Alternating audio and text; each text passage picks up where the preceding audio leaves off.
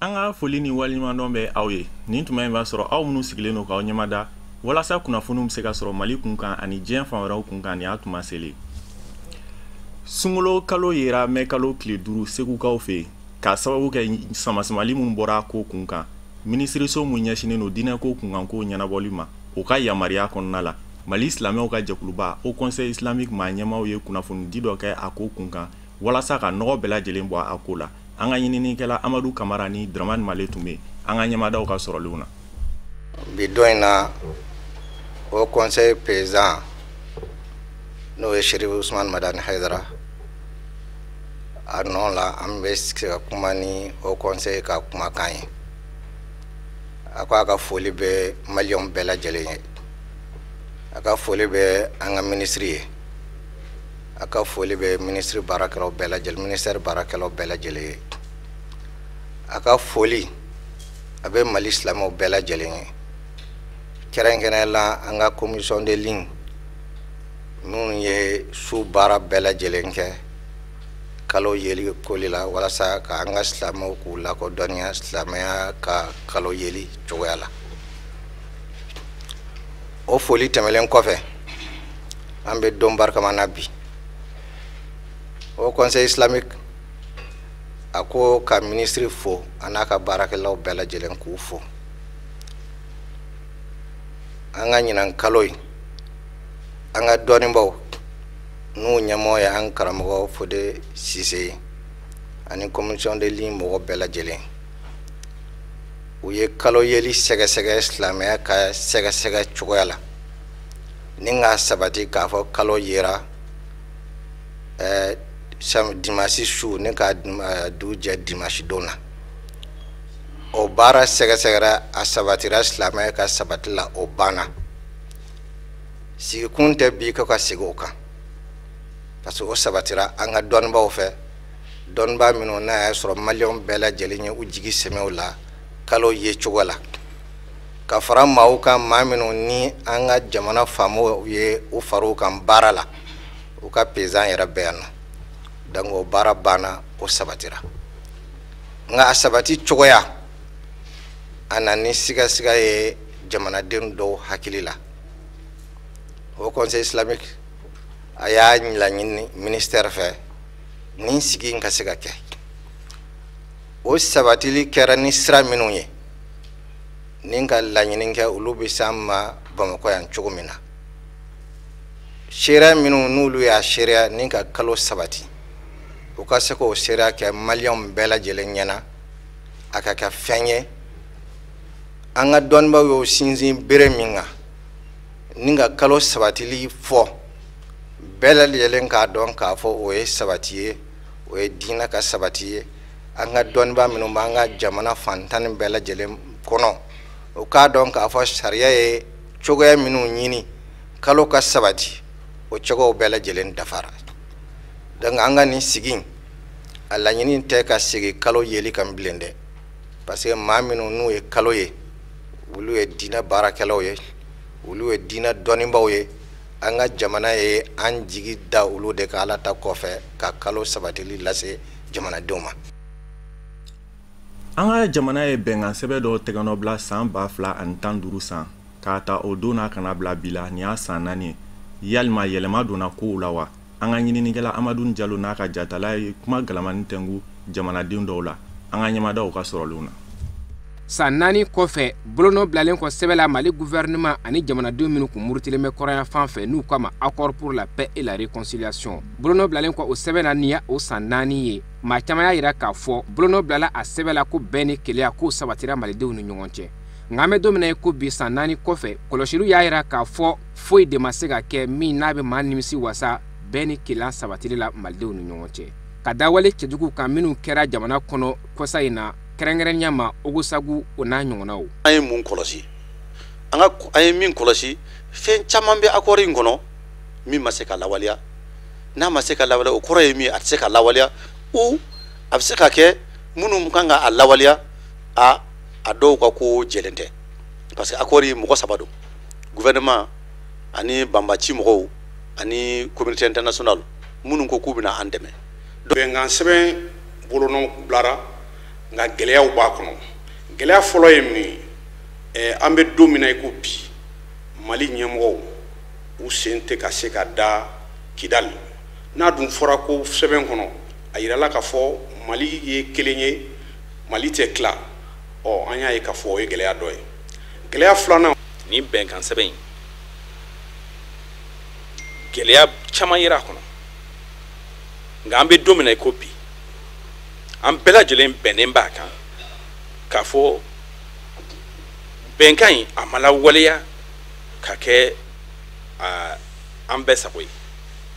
an m'an sago sɔrɔ a la an tun bɛ lakana min ɲini a ma kɛ o sababu ye an tun bɛ bɛn ni keleya mun ɲini a ma kɛ o sababu ye fɔlɔ nka kabini a siɲɛ kuma an ye mun fɔ maliyɛnw ye o ye nin de ye k'a fɔ accord dama o tɛ na ni hɛrɛ ye o tɛ na ni bɛn ni keleya ye jamana si kɔnɔ. maa caman y'a yira k'a fɔ san 4 kɔfɛ gwɛlɛyaw caman bɛ a baara kɔnɔna na hali bi o dɔ ye musakatanyaw ye fo ka taa se an ka sariya sunba n'o ye constitution ye o kurakurayali n'o ye o révision ye k'o bɛɛ b'a yira k'a fɔ accord min siɲɛna hali bi laɲini o ma se ka sɔrɔ hakilina wɛrɛw y'a yira k'a fɔ ko n'a ta o ta ko dɔw fɛnɛ kɛra minnu fɛnɛ b'a yira k'a fɔ ko baara bɛ sen na. tiɲɛra a bɛ Mali constitution kɔnɔna na sɔni a ka lawaleya a tun kan ka se assemblée nationale la mais ni accord ma na assemblée nationale la donc nin bɛɛ ye fiɲɛba de ye bon n y'a fɔ n ka kuma kɔnɔna na n'i y'a ye a ma se ka kɛ fana accord ma se ka caman ma se ka kɛ o kɔrɔ ye fɛn dɔw bɛ yen a ma fɔ mais a tɛ se ka kɛ. bolonɔ bilalen ni sɛbɛn na n'o ye bɛn ni keleya sabatilen malidenw ni ɲɔgɔn cɛ san 2015 caman y'a yira k'a fɔ k'o tun ye jigiya ye k'a fɔ malidenw bɛna sigi ka don da kelen fɛ ni ka bɔ da kelen fɛ ko nka k'a ta o donna ka na se bi ko bolonɔ gansan de bilala sɛbɛnla maa dɔw fɛ ka taa kɛ waati ka na se bi ma san 4 ko n'i y'a ye hali bi o ko tɛ ka se ka basigi k'o b'a yira k'a fɔ maa dɔ de bɛ olu ŋaniya jɛlen tɛ ko in kɔnɔna na. an ɲini an ka ɲɛmɔgɔw fɛ jamana in kalifalen bɛ mun na bi u k'a dɔn k'a fɔ an ka sɔrɔ a tilako jugu o bɛ na ni ɲɛjugu bɔ ye f'an k'a dɔn k'a fɔ ni sɔrɔ ani fanga min yɛrɛ bɛ yen n'o tilara a tilacogo la maliyɛnw bɛ nimisi wasa maliyɛnw bɛ bɛn an bɛɛ lajɛlen bɛ an bolo da daga wo la mais f'an ka hakili to a la accord ni ɲintin de don a feerebaga b'a dɔn ko wo b'a la a sanbaga b'a dɔn ko wo b'a la. hakilina wɛrɛ y'a yira k'a fɔ san 2015 ka se san 2019 ma o ye san 4 ye ko n'i y'a ye o bɛɛ lajɛlen na ko tɛ ka se ka ɲɛ sɔrɔ a bɛ fɔ min ma communauté internationale n'o ye diɲɛ jamanaw ka tɔnba ye ko olu de tɛ ka se ka jɔ u jɔyɔrɔ la hali bi ko cogoya bɛɛ bɛ olu de bolo ka se ka ko in sinsin ko n'i y'a ye hali bi a tɛ ka se ka ɲɛ sɔrɔ k'o b'a yira k'a fɔ olu yɛrɛ kɛlen tɛ ka jɔ u jɔyɔrɔ la. jɛ dɔ bɛ sen na min bɛ fɛ ka an ka jamana buruja min bɛ fɛ ka an ka jamana tila nka o tɛ se ka bɛn cogoya si la n'an bɛnnen don n'an faralen don ɲɔgɔn kan donc o de régime kelen si tɛ se fo bɛn de ka sabati jamana in kɔnɔ politiquement an bɛɛ lajɛlen ka an bolo don ɲintin wo la i n'a fɔ ale yɛrɛ y'a laɲini cogo min na walasa jamana in ka kuma bɔ mais a tɛ kuma bɔ tilennenya kɔ a tɛ kuma bɔ jɛlenya kɔ a tɛ kuma bɔ timinadiya kɔ wa a tɛ kuma bɔ anw yɛrɛ kɔ mɔgɔ si ka timinadiya tɛna bɛn sabati wali ka sɔrɔ sabati anw ka jamana kɔnɔ an yɛrɛ kɔ. Mali silamɛw ka jɛkuluba au conseil islamique maa ɲɛma alisilamɛya dɛmɛtɔ ansaru ɲɛjɔyɔrɔ an karamɔgɔ Seyid Sherif Usman Madani Haidara ka anniversaire hukumu kɔnɔna la jalakɔrɔji ansaru ye tile kelen labɛn ka ji doni k'a di maaw ma k'a sababu kɛ u ka nisɔndiya ye anniversaire in na o kɛra ka bɛn karidon mɛ kalo tile 12 ye an ka maa minnu tun b'a kɛnɛ kan Tata Ture ani Seydou Ɲari an ka ɲɛmadaw ka sɔrɔlenw na. Kamanaganko dan do diɲɛ dongo do ka ni musoba ninnu ye tiriki tɔrɔkɔ la ji nɔfɛ cato daw la ka fara pɔmpu daw kan u bɛ tile kuru kara bɛɛ lajɛlen kɛ kuma dɔw la yɛrɛ u bɛ tɛmɛ o kan walasa ka jibidɔnw sɔrɔ k'u magow ɲɛnabɔ n'a ye u ka ɲɔgɔnna sɔrɔ wagati o ye fajirida ye ji sɔrɔli nɔfɛ wa kuma dɔw la u tila kuma bɛ don su kɔnɔ ni sigidala mɔgɔ ninnu u lamininen don ni farakuru ye min b'a to kɔlɔn senni ka gɛlɛn bolo la u ka sigida la nin bɛɛ lajɛlen ni kama komite ansardini min bɛ jalakɔrɔji a ye tile kelen sugandi ni ka ji di jalakɔrɔji sigidala mɔgɔw ma fu falaki walasa o ka kɛ olu fɛnɛ ka bolomafara ye ka sanga ni an fa ani an karamɔgɔba a se yiri Sheriff Usman Madani Aidara a ka san 64 anniversaire ɲaɲani wɛrɛ t'a la an karamɔgɔ Aidara bangeli ɲɛnajɛ nisɔndiya an y'a sigi o de kama baara min labɛnnen n'an bolo o de ye ka jiji mɔgɔw ma fu château 8 de b'an bolo an bɛ château 8 de tan an bɛ jiji mɔgɔw ma fu ka kɛɲɛ ni karamɔgɔ Aidara ka bangeli nisɔndiya ye ka yira karamɔgɔ bangeli kɛla ne ye adamadenw ma ani danfɛn bɛɛ ma. Jalakɔrɔji musolakaw u k'u nisɔndiyara kosɛbɛ ni Jalakɔrɔji sigida sugandili ye ni ka na nin tile kelen jidi in waleya u ka sigidaw la ka kɔn u bɔli ɲɛ kuma la u ye foli ani waleɲumandɔn kɛ ka ɲɛsin an fa ani an karamɔgɔba ma a se yidi Sheriff Usman Madani Aidara ka fara komite ansardin Jalakɔrɔji kan u ka nin dɛmɛ ɲɔgɔnya in na ka ɲɛsin u ka sigida ma. A sera bɛ a diyara n ye an bɛ sigida ma kɛnɛyaji sigida ka di bɛn bɛ kɛnɛya mɛ jiko de b'an na ji t'an bolo dɛ an bɛ gɛlɛya bɛ jiko la an bɛna n'an ka dɛmɛ an bɛ si ji nɔfɛ k'a fɔ ko mɔgɔ fita mɔgɔ tɛ dɛ mɛ mɔgɔ ka ca ji de mɔ a yɛrɛ ɲɛ bɛ biro ɲɛ bɛ bariko mare duguma jama ka ca lamini bɛɛ de bɛna ji in yan yanni ji in ka sɔrɔ fɔmɔ dɔ kuma mɛ olu fana ji taara e tɛ san caman san 3 in ne tiɲɛna karamɔgɔ ka dɛmɛ bɛ s'an ma n'a 12 mai sera bawo ko an kana mɔgɔw bɛ barikoya kelen kɛ i k'a tɛ ti wari bɔ o san 3 in na ye. An bɛ aw ladɔnniya k'a fɔ sefa wari 24 o de kɛra musaka ye min na waleyara walasa nin baara in ka se ka sigi sen kan ka kɛ dɛmɛ ye ka ɲɛsin Jalakɔrɔji sigidala mɔgɔ bɛɛ lajɛlen ma. Jɛkulu min bɛ wele ko Amical Jawambe o maaw ye dɛmɛ ta ka ɲɛsin maaw ma maa minnu bɔr'u sigiyɔrɔ la ka sababu kɛ bingalikɛla cɛjuguw ka walew ye an ka jamana camancɛ yan fan fɛ. An b'a ladɔnniya k'a fɔ o baara ninnu yɛrɛ kɛra mɛ kalo tile 15 Sherifula Jabaranso tɔgɔla Fatumata Kani n'a ka jatala tun bɛ an ka ɲɛmadaw ka sɔrɔlenw na. Ka dɛmɛ ta ka ɲɛsin i buna adamaden ɲɔgɔn ma tumana min na a bɛ gɛlɛya kɔnɔ ani ka ɲɔgɔn dɛmɛw boloda ka ɲɛsin u yɛrɛw fasiya ma ka ɲɔgɔn dɛmɛ ɲɔgɔn ka hɛrɛw la ka taa se hɛrɛ tanaw ma ninnu de ye Mali jɔgaramɛw ka tɔnba ka laɲiniw ye o kadara kɔnɔ an balima minnu ni u y'u sigiyɔrɔ bila ka bɔ Mali camancɛ yan fan fɛ ni ka faba sɛgɛrɛ Bamakɔ ni jɛkulu in yɛrɛ ɲɛmaaba ka laɲini ye u ye dɛmɛ bolo ta ka ɲɛsin o gɛlɛyabagatɔ ninnu ma. A bɛ san damadɔ bɔ jadi mankan mun kɛra centre la déplacé fɔlɔ nali yan nɔ Amical kun wulila ka taa dɛmɛ dɔ kɛ u ma ka mɔgɔ nu dɛmɛ mun kun nana mais o don kama u kun man ca mais an b'a dɔn o don kama ni bi cɛ dɔ de bɛ ka fara jama kan mais Amical y'a ɲini k'a fɔ ko a ka dɔgɔn dɛ mais bɛɛ k'i jeniyɔrɔ fin ka 4,400,000 ɲɔgɔn don balo la nin geste nin k'a yiru la k'a fɔ ko an fana ka contribution filɛ nin ye Mali siya bɛɛ an bɛɛ de ye kelen ye an bɛɛ de bɛ fa kelen an bɛɛ de bɛ ba kelen. Ni ŋaniya ɲuman baara min ni Mali jɔgaramɛw ka tɔnba bɔra k'a kɛ jɛkulu 2 ye Tapital Pulaku ani Jina Dogon a kɛra nisɔndiya koba ye gɛlɛyabagatɔ ninnu tɔgɔla mɔgɔw bolo u ye u ka bonyamasegin foliw kɛ ka ɲɛsin Mali jɔgaramɛw ka tɔnba ma ni ka labanna ka halibi dɛmɛ laɲini maa ŋaniya ɲumantigiw bɛɛ lajɛlen fɛ. An kɔni nana an ka président tɔgɔla n'o ye Abdul Aziz Diallo ye an nana u lamɛn u y'an wele u ye lettre de ci an ma k'u mago b'an na k'an ka se yan sɔgɔmaden na an sera yan an ye min ye o y'an wasa n'o ye balo ye aw yɛrɛ y'a ye u ye sukaro di u ye macaroni di u ye malo di u ye ɲɔ di u ye fɛn bɛɛ di donc n t'u di ko fɔlɔ ye u ye 1,000,000 d'an ma fɔlɔ pour que an ka mɔgɔ minnu bɛ yen ni kɔngɔ b'u la n'u bolila ka b'u ka jamana na kɛlɛw bolo u nana yan ko k'u se k'olu balo n'a ye alhamdulilayi kabini u nana ka n'o wari in d'an ma don o don dɔ de bɛ fara dɛmɛ kan foyi ma bɔ a la u y'an dɛmɛ fana n y'a fɔ cogo min faamaw kɛrɛfɛ pour que jamana ka basigi o bɔlen ye an y'a f'u ye hali bi u k'u jija u bɛ se ka fɛn o fɛn min kɛ pour que an ka mɔgɔw ka sigiyɔrɔ ɲuman sɔrɔ u yɛrɛ bɛ se k'an dɛmɛ n'a ye parce que n'i ye falajɛ lajɛ sisan falajɛ bɛ cogo min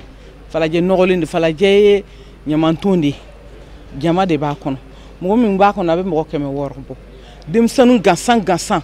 be me ko kɛmɛ duuru ni kɔ bɔ o denmisɛnnin fitinin gansan ye ala k'an kisi samiya bɛɛ ka don ni samiya donna o kɔ ye min ye an b'o dɔn siraw man ɲi hali pour que mɔgɔ yɛrɛ ka sira sɔrɔ ka taa dɛmɛ dɔw la problème don donc u ka dɛmɛ ka siraw dilan u k'an dɛmɛ ka sow jɔ ka yɔrɔ ɲini ka mɔgɔw bɔ ɲaman kɔnɔ mais an bɛ amical kɔni fo an b'u waleɲuman dɔn ni jamana sumana a sumana Mali den bɛɛ ye donc ni min kɛra sisan ni a kɔrɔ ka bon fo ka bonya donc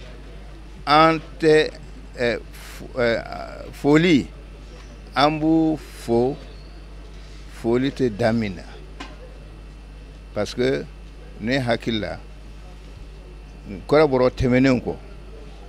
olu de jawan bɛ olu de ye nin kɛ Mali jɔgɔramɛw ka tɔnba k'u bɛ laɲini kɛ ka ɲɛsin jamana ɲɛmɔgɔw ma hali bi cogo min na ni maa minnu ni u bɛ gɛlɛya kɔnɔ fɛɛrɛ ka ɲini teliyaw la u ka bɔ ni lahala ninnu na nin kɔni ye fiɲɛ ye ala de nana n'a ye an bɛɛ ka jɛ ka dugawu kɛ ala ka nin balaw ɲɔni ka bɔ yen ala ka hɛrɛ nin kɛ jamana na mais an b'a fɔ faamaw ye u k'i jija k'a lajɛ dɛ samiya de n'a t'o dɔn ninnu bɛ yɔrɔ min bi u tɛ yɔrɔ ɲuman na samiya mana na u tɛ yɔrɔ ɲuman na a ka gɛlɛn dɛ denmisɛnninw maakɔrɔbaw musow olu de bɛ yen n'u ma jija k'a lajɛ joona a man ɲi dɛ o ye balaw ka dɔ fara balaw kan an b'a ɲini u fɛ faamaw fɛ u jija u ka cogo ɲini o la nin dɛmɛ ninnu bɛ tali kɛ malo tɔni 7 ka se ɲɔ tɔni 3 ma sukaro fana tɔni 3 ani makɔrɔni kartɔn 100 an bɛ aw ladɔnniya k'a fɔ ko Mali jɔgɔramɛw ka tɔnba ko a sigira sen kan san 1956 wagatiw la araba su ka dugu jɛ alamisa la sanba nana Bamakɔ kɔnɔna la a kɛra sababu ye ka tiɲɛni don maa caman kun an ka ɲininikɛla Sajo Siribe n'a ka jatala ye munumunu salo kɛ walasa ka to tiɲɛni ninnu seriya an ka ɲɛmadaw ka sɔrɔlenw na k'a daminɛ sɔgɔmadafɛ nɛgɛ kanɲɛ 3 o tɛmɛnen ni miniti 45 ye sanjiba min nana Bamakɔ kɔnɔ a y'a daminɛ maa caman ka fɔ la ɛri 3 bɔɲɔgɔn ko sanjiba in y'o de kɛ ka na n'a kɔlɔlɔ bonyana kosɛbɛ a kɛra sababu ye ka sow ani bolimafɛn sen naaniw ani baganw k'olu caman silatunu misali la maa caman y'a jira k'a fɔ ko an ka jamana a famana ka ni ɲɔgɔnna sanji sɔrɔ a laban min kɛra o kɛra san 1992 waatiw ne ka so fankelen bɛɛ binna kɔni ni ma to a la alhamdulilayi ni ma to a la mais en tout cas kɔni so kɔni fankelen côté bɛɛ binnen don ne bɛ a san a bɛ san 20 ni kɔ san 30 jate bɔ n'an ka bɛ san hakɛ fɔ ne yɛrɛ bɛ se k'a fɔ ne yɛrɛ ma deli ka san ɲɔgɔn ye fɔlɔ parce que an sigira Alpha sigira k'an to yan an nana 92 mais Alpha sigira k'an to yan bi san ɲɔgɔn ma deli ka se yan fɔlɔ nin y'an siɲɛ fɔlɔ an ka ye ne ka mɔgɔw bɔra fɛntiri fɛ de so n'i bɛ so yɛrɛ kɔnɔna na ji bɛ minɛ fo i kan kɔrɔ an ye fɛntiri dɔ de dakari pour ka se ka mɔgɔ bɔ fɛntiri fɛ dusi tɛ nin yɔrɔ in na ko ji ma don min kɔnɔ o tɛ yen ni k'i b'o fɔ ko jisira ko o kɔrɔ ye ni mɔgɔ minnu bɛ jisira kan yen mais anw tɛ jisira ko tɛ ji yɛrɛ kɔni de cayara an bɛ se ka min fɔ o y'o ye marabagaw an bɛ min kɔni f'u ɲɛna dɔrɔn u k'u hakili to jamanadenw na u k'u hakili to jamana na Bamako sigida caman bɛ yen kasara in bonyana o yɔrɔ ninnu na kosɛbɛ kɛrɛnkɛrɛnnenya la Ɲamakɔrɔ Sogoniko Kalaban Adeken ka tɛmɛ ni Dawudabugu Kazuma ye fan o fan maaw y'a jira k'a fɔ ko ji in kasara bonyana kosɛbɛ nka a sababu kɛra sow jɔcogojuguw ye marabolo ɲɛmɔgɔw ka fɔ la u ye wele kɛrɛnkɛrɛnnen bila maaw ma sigidalamaw u k'u ka sow jɔcogow jate minɛ min b'u kisi nin kasara ninnu na ɲɔgɔnnaw ma situation min bɛ yen sisan a ka gɛlɛn mɔgɔw bɛ taa kɔdingɛ kɔnɔna jɔ ka taa so jɔ fɔ kɔdingɛ dawoloni yɛrɛ la tuma dɔw la kɔdingɛ yɛrɛ jɔ dɔw bɛ yu yɛrɛ bari furasi t'a la est-ce que mairie a dit est-ce que mairie m'a dit n t'a dɔn n tɛ se ka mairie accuser dans la mesure où a preuve tɛ n bolo mais fɛn minnu don n'i y'a ye ne tɛ se ka d'a la ko mairie bɛ sɔn ka nin yɔrɔ ninnu di n tɛ se ka d'a la parce que adamaden min bɛ yen ni hakili dɔɔnin b'i la n'i bɛ miiri i mɔgɔninfin ɲɔgɔn ka hɛrɛ la i mɔgɔninfin ɲɔgɔn ni la i tɛ sɔn ka nin yɔrɔ ninnu di a ko ma nɔgɔn quoi. An bɛ yɔrɔ min na ko sisan o ye Kalabankura centre d'état civil ye. Aw yɛrɛ ɲɛ b'a a kɔlɔlɔw la dɛ. Ji kelen bɛ ka tiɲɛni kɛ fan bɛɛ lajɛlen fɛ. Hali ba polisilakaw yɛrɛ ka commissariat o ma to ko a ko la. Bawo o ko fankelen binna. Nin ka fara Kalaban mairie gafe sɛbɛn dɔw fana kan. Chef de centre a dusukun tɔɔrɔli kasara min sera a ka sigidalamaw ma. A ko k'anu bɛ jɛ ka nin dusukun kasi in tila ɲɔgɔn fɛ. O siratigɛ fɛ a ko u na fɛɛrɛ ni dabali tigɛ yaasa ka ni ɲɔgɔnna kasaraw k'u kunbɛn don nataw la. Ni ye sanji daminɛ ni y'a daminɛ on sait pas mun bɛna ale kɔfɛ o bɛ juguya ni ye on t'o dɔn. Donc an b'a fɔ population au moins u k'u hakili to denmisɛnninw na ani mɔgɔ minnu sigilen bɛ kɔda la u k'u hakili to u yɛrɛ la kosɛbɛ kosɛbɛ parce que an ɲɛ b'a la sanji nako kelen u ye nin yɔrɔ ninnu bɛɛ kari tantɔ. Donc on ne sait pas ni nin ye ɲinata ye météo de bɛ se k'a fɔ an ye a dan ye nin ye ou du moins a bɛ continuer mais n'i ye jateminɛ ni ma vraiment i kan k'a dɔn k'a fɔ an kan k'an janto an yɛrɛ la sanji natɔw la komi a mɛnna waati jan sanji tɛna comme nin cogo la donc peut-être que maire ye ninnu di waati min na u t'a dɔn k'a fɔ ko ni sanji na ninnu ɲɔgɔnna bɛna kɛ sisan bon a bɛ lajɛ ni hakili ye ni yɔrɔ mun minɛlen don ji tɛmɛsira mun minɛlen don u bɛ se ka dégager cogo min na mais o kɔni tɛ se ka kɛ kunfɛ tuguni parce que mɔgɔw ka sow jɔlen b'a la donc so ninnu jɔlen bɛ critère min ye c'est vrai l'administration est une continuité mais an tɛ se k'o critère ninnu wuli bi na sisan donc fo k'a lajɛ la a bɛ se ka dilan cogo min tiɲɛni a barika bonyana kosɛbɛ kosɛbɛ parce que pratiquement mairie yɛrɛ kɔnɔna bureau tɛ yen ni ji ma don bureau min na ji donna fo a bɛ mɔgɔ minɛ f'i kunbere kuru la or sibasima min bɛ da la a ka jan donc ni yɛrɛ ye ji ye yɔrɔ la i b'a dɔn k'a fɔ vraiment a dégâts bonyana bon mɔgɔw ka réussir ni fɛnw b'an bolo caman taara ji donna caman kan donc et ça va nous poser énormément de problèmes. Commissariat yɛrɛ ta o ɲini ka juguya n'anw ta ye parce que au moins ji barika bonyana olu ka koko ma fo ka kari bon n'o dun fɛnɛ tun ma kari a tun bɛ juguya tɛmɛ nin bɛɛ kan parce que au moins ji ye tɛmɛsira ɲini a yɛrɛ ye jagoya la. An b'aw ladɔnniya k'a fɔ ko ni ɲɔgɔnna kasaraw o waati la an ka jamana bɛɛ ka samiya belebele in kunbɛn na ani o yɛrɛ tɔ man jan bilen. Mali kibaruyaw bannen kɔ an b'an kunda diɲɛ fan wɛrɛ kibaruyaw kan mun bɛna lase karamɔgɔ Musa Fɔnba fɛ.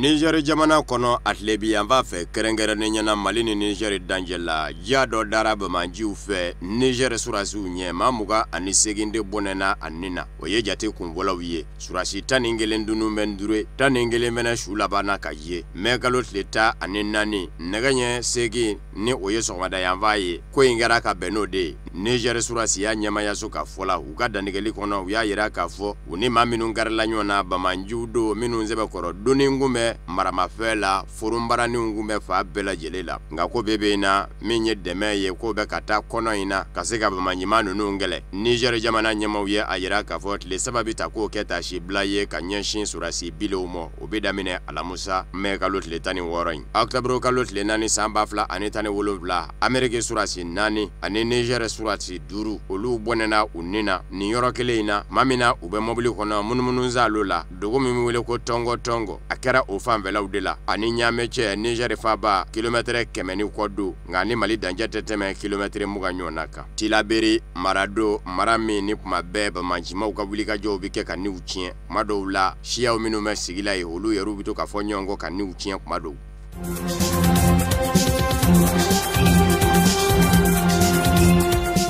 Lebekaw fɛ kɛlɛ min bɛ senna Maréchal Khalifa Haftar ni Fayez El Sarraj ni ɲɔgɔn cɛ ni Maréchal Khalifa Haftar kɛmɛ k'a jira k'a fɔ a bɛ Tripoli Libi faaba minɛ a kɛmɛ sababu ye ka degun lase maa caman ma maa 60 ɲɔgɔn na olu de bɛ k'u sigiyɔrɔ bila Tripoli dafɛlaw la ka taa bisimila minɛ diɲɛ seleke naani tɔnba Nations Unies ka mangama jamana ma degunenw bisimila yɔrɔ labɛnnenw na dɔw y'a yira k'a fɔ bi o mangama yɔrɔ ma degunenw bisimila yɔrɔ in jaman fan bɛ bi mɔɔw la mɔɔw tɛ ka se ka bisimila bile dɔw bɛ taa bisimila minɛ u ma surunamaw de fɛ wali kelen u dɔma minnu bɛ fangaja fɛ Maréchal Khalifa Haftar ye giribasa min kɛ k'i kunda Tripoli Libi faaba kan a ma bɔ karila ka nɛnɛ sɔrɔ barisabu ka da ka Fayazi El Sarraj jigi damɛ kulu maramafɛntigiw minnu ka olu y'u banba ani Tripoli doni cɛ o kumana fan fila bɛɛ jɔn bɛ bi jango sunkalo nane mugu manga binbɛ ka da fa dɔw fɛ Tripoli dondaw la nka kuma kelen kelen i bɛ to ka mugu jugu dɔw filitɔ manga mɛn sufɛ i n'a fɔ Tripoli dafɛla min bɛ wele ko Ain Zara ani Salahedin fo ka taa se Kallata Al Ferjan mɔ n'o ni Tripoli ye kilomɛtiri 20 ɲɔgɔnna ye pankurun jigin kɛnɛ fanfɛlaw la sunkalo min daminɛna mɛ kalo tile 5 Libikaw fɛ yen a kɛra sababu ye Marshal Khalifa Haftar ka kɛlɛcɛw ni Fayazi El Sarraj ka kɛlɛcɛw ka mugu manga da nka diɲɛserekɛnɛ ni tɔma Nations Unies bolofara min ɲɛsin mɛ kɛnɛya ko ma Organisation Mondiale de la Santé o y'a yira k'a fɔ maa 400 ni maa 50 ani maa 4 de bɔnɛna a nin na avril kalo tile 4 ni bi cɛ ni nka maa 2000 ɲɔgɔn na jogi OMS maa ɲɛmaa ye a yira k'a fɔ olu bilama jɔrɔmɛ fɛn min na bi kɛlɛ in bɛ k'i kunda kinw de ka kin minnu jama ka ca ko wa ko n'a sera o kinw na ko lakana bɛ gwɛlɛya maa nana masumanenw bolo barisabu ka d'a kan maaw doroko mɛ ɲɔgɔn na ye.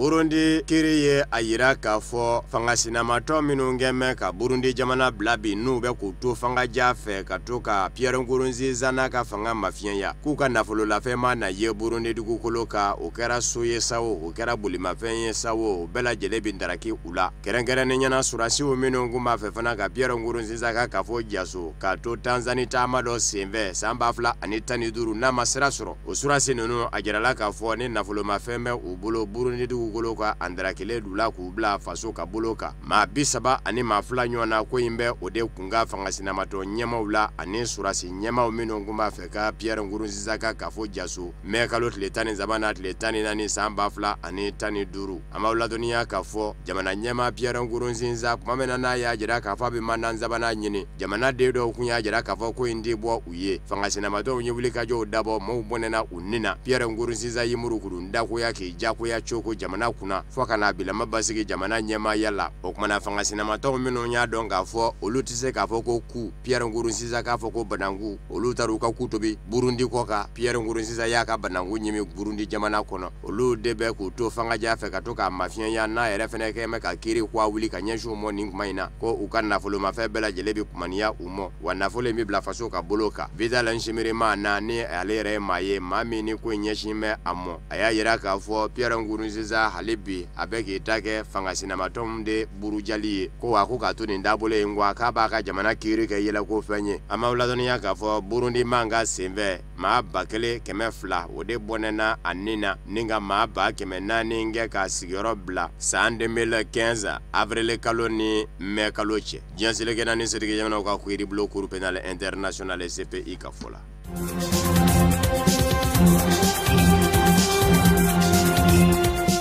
Sudan jamana kɔnɔ sigikafɔ min kun bɛ sen na nisɔngoya taamanaw ni surasiw ni ɲɔgɔn cɛ sigikafɔ n'u dulonna surasiw y'a yira k'a fɔ tile 2 ka kɛ ka ɲɔgɔn jateminɛ sigikafɔ ka dulo barisabu ka d'a kan ko dɔw bɛ ka kɛ surasiw yɛrɛw bolo ko bɛndaw tɛ a barata maa caman kun y'a jira k'a fɔ ko kun bɛ ɲini ka ɲɛ sɔrɔ ka ban nisɔngoya taamanaw ani surasiw ni ɲɔgɔn cɛ an b'aw ladɔnniya k'a fɔ kabini desanburu kalo ni nisɔngoya taama daminɛna Sudan jamana kɔnɔ o de kɛra sababu ye ka surasiw kɛ ka jamana ɲɛma Omar El Bashir jagoya jigi ka bɔ fanga na o surasiw kɛlen ka jigi nisɔngoya taamanaw y'a yira k'a fɔ surasi wɛrɛ tɛ sigi u kunna bilen dɛ ɛlɛ ni fanga ka latɛmɛ maa nana masumanenw mɔ dɔ kɛmɛ surasi fanga na o surasiw ni o maa nana masumanenw de kun tɛ ka se ka ɲɔgɔn faamu o kɔni ye a lajɛ ka ko in la u ni ɲɔgɔn cɛ ka bɛn k'a dɔ kan an b'a lajɛ ka ko in dɔ ka gwɛngwɛn ni ɲɔgɔn ye furanjɔrɔ fanga ka taa bange kalata la kalata ma na kɛ maa nana masumanen dɔ na sigi jamana kunna bɛn kɛra o k'a kan ko tɔ tun tora min ye sa conseil souverain ni o fana bɛ kɛ furanjɔrɔ fanga jɛkulu kwale dɔ ye o sigi cogo da kun kan ka don de la ka bɛn ni alamusa mai kalo tile 16 ye nka surasiw k'a jira k'a fɔ a bɛɛ lajɛlen ka jɔ fɔlɔ nisɔngoya taamanaw y'a yira k'a fɔ o ko ma bɛn u mɔ nka surasiw y'a yira k'a fɔ ko bɛ cogo min na bi fɔ ko ka jɔ fɔlɔ barisabu ka d'a kan sira caman tigɛ bɛ bi o bɛ ka fiɲɛ tigɛ jamana na nisɔngoya taamanaw aw ka cidenw ni anw bɛ sigi ka fɔ la aw tɛ ka mankan da kɛnɛ ma a kɛmɛ ka fiɲɛ tigɛ jamana la k'o tɛ sigi ka fɔ ɲuman ye o kumana k'u b'a ɲini maaw fɛ u ni minnu bɛ sigi ka fɔ la u ka kuma u nɔfɛ maaw fɛ siraw minnu tigɛ bɛ sira ninnu ka bila terrain sira min fɛnɛ tigɛ bɛ o terrain sira ka bila jamana ka se ka nɛnɛ kelen n'o tɛmɛna ka bɔ yen u ni maa minnu bɛ sigi ka fɔ la u ka kuma u nɔfɛ maaw fɛ u ka sɔrɔsiw dakɔrɔbɔli dabila barisabu ka d'a kan u bɛ ka ɲarilabɔw caman kɛ ka min ye sɔrɔsiw ye k'u mafiɲɛya ni u tora ka dimi o bɛ taa bange cɛnni de la o kumana ko kuma ka kɛ u nɔfɛ maaw fɛ Abdel Fattah al-Burhan ni ale ye sɔrɔsiya ɲɛmaaba ye nin kɛra ale ka kɔrɔfɔw ye an bɛ aw ladɔnniya k'a fɔ forobatɔ ɲɛmaa minnu ni sɔrɔsiw bɛ sigi ka kuma in na n'o ye Alliance pour la liberté et le changement ye u y'a yira k'a fɔ bi olu kɔni bɛ se ka min fɔ sɔrɔsiw ye sɔrɔsiw k'a dɔn k'a fɔ u ye sigikafɔ in dulon a ma bɛn n'u ye sigikafɔ in dulon o de bɛ se ka kɛ sababu ye hali bi ka dɔ fara olu nɔfɛmaw ka wulikajɔ kan ko nɔn tɛ ko tɔ kun tora min ye k'a kun man diya bilen a tɔ kun tora dɔrɔn ka conseil souverain o jɛkuluba min ka jɔyɔrɔ bɛna bonya kuranjɛrɛ fanga kɔnɔ o sigili ko a n'a kɔnɔmaw nɔn tɛ bɛn kɛra wasabulo cogoyaw kan maa 300 don n'i y'a sigi sigiyɔrɔma 3 fila bɛɛ lajɛlen ye olu ma nanama sumanenw da ye a kelen tɔ bɛ di fangasinamatɔw ma o kumana baara yɛrɛ fanba kun kɛra ka ban k'a kun man ka sɔrɔsiw k'a fɔ ko u bɛ sigi ka fɔ in jɔ.